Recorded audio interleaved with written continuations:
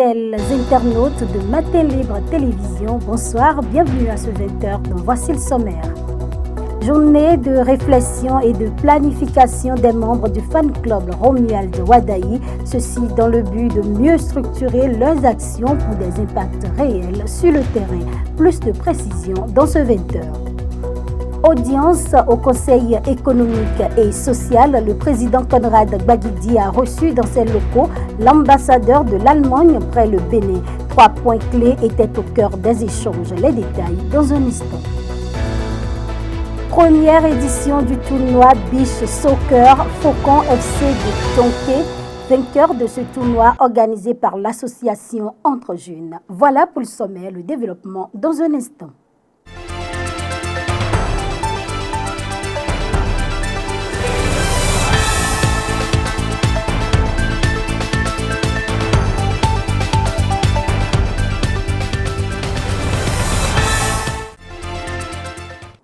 La Commission électorale nationale autonome, Sénat, a publié aujourd'hui, lundi 10 novembre 2025, la liste des partis politiques retenus pour prendre part aux élections communales du 11 janvier 2026. 3 partis ont pu satisfaire aux exigences de la loi. Il s'agit de l'Union progressiste, le Renouveau, du Bloc républicain et de la Force Cori pour un Bénin émergent. 2 formations politiques manquent à l'appel. Il s'agit du parti de l'opposition Les Démocrates et du parti Moël Bénin. Les membres du fan club Romuald Wadayi étaient en journée de réflexion et de planification ce samedi dans la cité touristique de Ouidah. Ils entendent mieux structurer leurs actions pour des impacts réels sur le terrain en vue de l'élection de leur candidat au soir de la présidentielle du 12 avril 2026. Le point avec Romuald Roui et Jean-Marie Kedolou.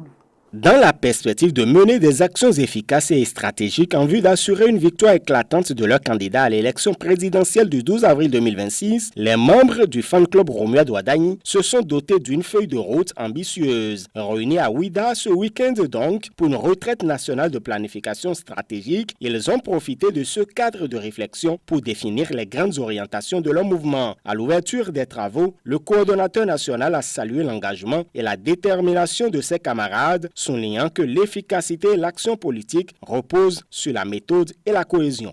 Aujourd'hui n'est pas un jour ordinaire. C'est un moment fondateur pour notre creuset, une étape décisive dans la grande marche que nous avons engagée ensemble vers avril 2026, aux côtés de celui qui incarne la compétence, la rigueur, la loyauté et la vision, Romuald Wadayi. Cette retraite est bien plus qu'une simple réunion. C'est une journée de réflexion collective, un moment de planification et d'harmonisation de nos énergies autour d'un plan d'action concret qui guidera toutes nos activités de maintenant jusqu'aux élections présidentielles d'avril 2026. Placés sous le signe de l'engagement, de la méthode et de l'action, les travaux de la retraite nationale ont permis d'élaborer les bases d'un plan d'action concret visant un impact réel dans tous les départements du Bénin. Pour ce faire, 4 commissions thématiques ont été mises en place. Leurs conclusions ont été présentées et adoptées en séance plénière. La première commission, en charge de la mobilisation de la logistique, pour ancrer le fan club Romuald Wadayi sur le terrain. La seconde commission, qui est en charge de la communication digitale, pour maîtriser le récit et occuper l'espace médiatique. La troisième commission, qui est en charge de l'engagement citoyen, l'action sociale, pour élargir notre base militante. Et puis la quatrième commission, qui est en charge de la formation, de l'argumentaire, pour structurer la pensée et former nos relais sur le terrain.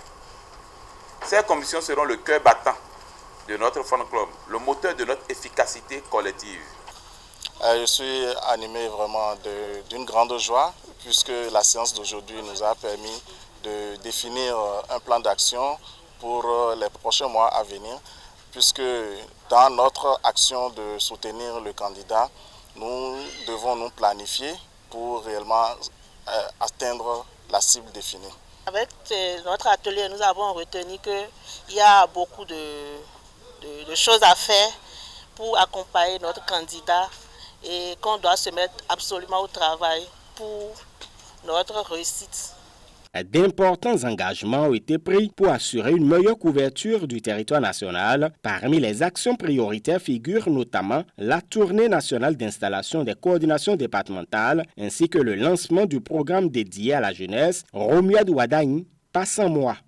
Nous avons des cibles telles que les jeunes, les élèves, les étudiants qui n'ont pas eu la chance 10 ans passés de voter. Mais cette fois-ci, qu'ils sont en âge de voter à partir de 2026 et que nous, notre cri, c'est que pas sans moi, Romia, ça veut dire que nous devons se rapprocher de ces jeunes et d'autres personnes pour les amener à voter librement. Cette retraite stratégique de Ouida a également offert l'occasion aux membres du fan club Romuald Wadagni de redéfinir les priorités de l'organisation et de renforcer son fonctionnement interne, ceci dans un esprit d'unité, de rigueur et de vision partagée. Dans l'après-midi de ce lundi 10 novembre 2025, le président du Conseil économique et social a reçu en audience l'ambassadeur de l'Allemagne près le Bénin. Pour l'ambassadeur, c'est une visite de courtoisie, mais aussi pour mieux renforcer ses connaissances sur l'institution. Néanmoins, 3 points clés étaient au cœur des échanges. Le compte rendu avec Samiratou Kassoumou et Espoir Gbagbanou. Bon, le président a écouté avec grand intérêt les activités de la coopération allemande pour trouver justement des secteurs, des programmes, des projets où l'on puisse coopérer plus étroitement à l'avenir. On a abordé les secteurs décentralisation et bonne gouvernance. Deuxième secteur, formation professionnelle et soutien aux petites et moyennes entreprises. On a abordé comme troisième secteur les ressources naturelles comme l'eau et la biodiversité. Et on a trouvé pas mal de possibilités pour coopérer. Bon, c'est les 3 secteurs qui ont été choisis par les 2 gouvernements. Chaque 2 ans, on a ce qu'on appelle les négociations intergouvernementales, où nous venons avec une délégation du ministère de la coopération économique et du développement et le ministère des Affaires étrangères allemand pour discuter des priorités de notre engagement allemand ici au Bénin. On l'a fait il y a quelques semaines seulement et on a annoncé le nouvel engagement de l'Allemagne pour le Bénin qui est d'un montant de presque 100 millions d'euros pour les 2 ans à venir. Et les 3 secteurs de notre engagement ont été reconfirmés. Le vendredi dernier a eu lieu la première exposition solo de l'artiste plasticien Lionel Zadi à Cotonou. Une expérience immersive à travers laquelle le verre était mis en valeur. Samiratou Kassoumou et Jean-Marie Kedoulou pour le reportage. Une première exposition solo couronnée de succès. L'artiste a su captiver le public en le faisant voyager à travers ses œuvres riches en émotions et en créativité. Entre émerveillement et admiration, les visages des amis, proches et invités témoignaient de la réussite de l'événement. Certains participants ont d'ailleurs partagé leur impression, saluant la qualité du travail présenté et la singularité de l'artiste. Pour moi, les œuvres de Lionel sont magnifiques. L'utilisation des verres et de la peinture. Le verre, c'est un matériel très très fragile, mais en même temps qui exprime beaucoup de choses. Le verre, la façon de manipuler le verre, c'est pas de la même façon qu'on manipule les autres toiles, vous comprenez. Le verre, il est fragile, il est doux, mais en même temps, il est dur. Je trouve que les couleurs sont magnifiques. Moi, c'est ce que je regarde beaucoup de plus, le message et les couleurs. Pour moi, c'est un 10 sur 10 quand même. En tant qu'artiste, je dirais que j'ai aimé toutes les œuvres. Parce que je ne peux pas dire que j'ai aimé une plus que l'autre. Si j'aime une œuvre spécialement plus que l'autre, ce serait juste la table là, la longue table là. C'est elle qui m'a beaucoup plus captivé. Sinon, tout est parfait. Les couleurs, la scénographie, c'est magnifique. Akotadje, c'est une exposition que je trouve audacieuse, et avec le choix de la matière et surtout le mot que je peux garder que je demande aux gens aussi de garder, c'est le mot fragile. Fragile dans le sens que tout ce que l'on vit actuellement est fragile. L'amitié, l'amour et tout ce qui est la vie, c'est fragile et il faut savoir le garder. Et surtout avec l'artiste où il choisit le verre qui, dès que ça prend un coup, ça se brise. L'audace dans le choix et le mélange à la fois des couleurs pour donner une œuvre qui, nous rappelle ce qu'on est et notre société. Et surtout qu'il parle de lui-même. C'est intéressant parce que ça nous permet aussi de connaître l'artiste. Bon, j'avoue que je suis émerveillé, je suis beaucoup touché par les œuvres et tout ce que l'artiste a présenté, j'avoue que c'est quelque chose qui le rend particulier en dehors des autres artistes. À l'endroit de cet artiste, je peux lui dire de persévérer parce que c'est vrai que faire l'art au Bénin, c'est pas si facile, mais beaucoup de courage à lui. Le verre, un langage vivant. À travers ses créations, l'artiste a su dévoiler à la fois sa fragilité, sa force et son mystère. Chaque œuvre raconte une part de lui, entre transparence et émotion. Fier de cette première exposition, l'artiste n'a pas caché sa satisfaction face à l'accueil chaleureux du public et à l'intérêt suscité par son travail. Je suis très content. Il y a tout un beau monde. Les gens sont venus découvrir mon art, suivaient et voilà. Je suis très content de voir que le travail a payé. Tout ce qu'il y a comme pièce, moi, m'accroche. J'aime tout parce que chaque œuvre chaque œuvre a une particularité. Chaque œuvre avait son truc et moi je les aime toutes. Le Sator, qui est une œuvre qui m'a beaucoup touché, c'est l'œuvre 150 carrés, dans le sens où c'est une œuvre qui rassemble tout un peuple, toute une famille. Et quoi de beau d'être unis. Donc voilà, il y a cette œuvre qui m'a beaucoup parlé. La soirée s'est achevée dans une ambiance conviviale autour d'un buffet. Un moment de partage et de célébration qui est venu couronner cette première exposition réussie. Symbole de passion et de créativité. La journée internationale des stagiaires est commémorée chaque 10 novembre. Elle vise à reconnaître l'importance des stages dans l'acquisition de compétences et dans la préparation à la vie active. Vous en saurez plus dans ce récit de Samiratou Kassoumou. Célébrée chaque 10 novembre, la journée internationale des stagiaires met à l'honneur les jeunes en formation professionnelle. Elle vise à reconnaître leurs contributions dans les entreprises et institutions, tout en soulignant l'importance de leur encadrement et de leur accompagnement dans le monde du travail. Au-delà de l'expérience qu'ils acquièrent, les stagiaires jouent un rôle essentiel dans le dynamisme et la créativité des structures qui les accueillent. Pourtant, beaucoup d'entre eux font encore face à des défis tels que le manque de rémunération, la précarité ou encore l'absence de perspective d'emploi après leur stage. Cette journée se veut donc un rappel à une meilleure valorisation du statut de stagiaire à travers des politiques plus inclusives et des conditions de travail équitables.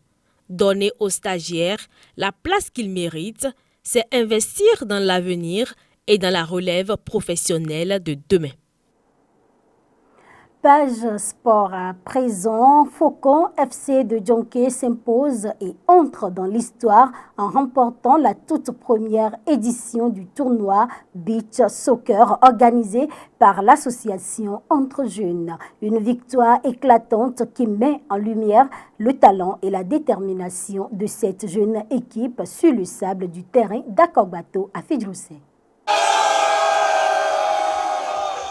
Ambiance de fête. Effervescence populaire sur le sable d'Akogbato à Fidjoussé. L'équipe Faucon FC, en bleu, a fait vibrer le public en remportant la première édition du tournoi Beach Soccer organisé par l'association Entre Jeunes. En organisant cet événement à Fidjoussé, ici, chez moi, notre objectif n'était pas seulement de faire jouer au ballon, nous voulions créer un cadre de cohésion, de valeurs, un espace où les jeunes peuvent se retrouver, tisser des liens, découvrir ce qu'ils peuvent découvrir, dépasser autrement que la compétition individuelle. Je voudrais saluer très chaleureusement toutes les équipes participantes. Vous avez prouvé que la jeunesse béninoise, lorsqu'elle s'unit autour d'un idéal positif, peut accomplir de grandes choses. Permettez-moi d'adresser une mention spéciale à nos deux finalistes, Tsunami FC d'Akadjamé et Faucon FC de Djonké. Vous avez offert au public un spectacle digne des plus grands terrains. Vous avez su allier technique, combativité et respect mutuel. Sur le terrain, le spectacle a tenu toutes ses promesses. Les gestes techniques, les retournées acrobatiques et les frappes puissantes ont fait lever le public. Apparemment, ça se fait pas beaucoup.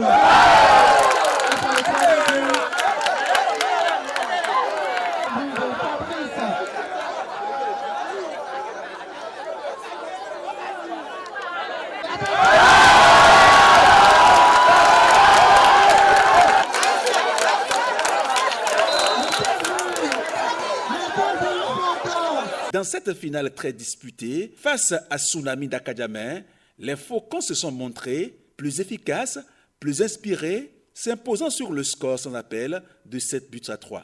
Pour cette première édition, vraiment ça nous a fait beaucoup plaisir et ensemble, on ira encore plus loin dans le jeu Bissau-Cœur au Bénin. L'adversaire n'est pas facile, ils ont donné le meilleur d'eux-mêmes, mais malheureusement, dans un match de football, il y a toujours un gagnant et un perdant. Et Dieu nous a permis d'être victorieux ce soir. Je n'ai pas de mots. Les mots me manquent. C'était une réussite au-delà des attentes. Je suis fier d'eux. Ils ont fait un beau jeu et voilà. Le jeu ne ment pas et ils sont les vainqueurs. Voilà. En plus du trophée, les champions repartent avec une enveloppe financière, tandis que les finalistes consolent leur belle performance avec une enveloppe de 50 000 francs CFA. Chers internautes de Matin Libre Télévision, la vie ressemble à un conte. Ce qui importe, ce n'est pas sa longueur, mais sa valeur. Ce sera tout pour ce 20h. Merci de nous avoir suivis et n'oubliez surtout pas de vous abonner à notre chaîne YouTube pour ne rien manquer de l'actualité.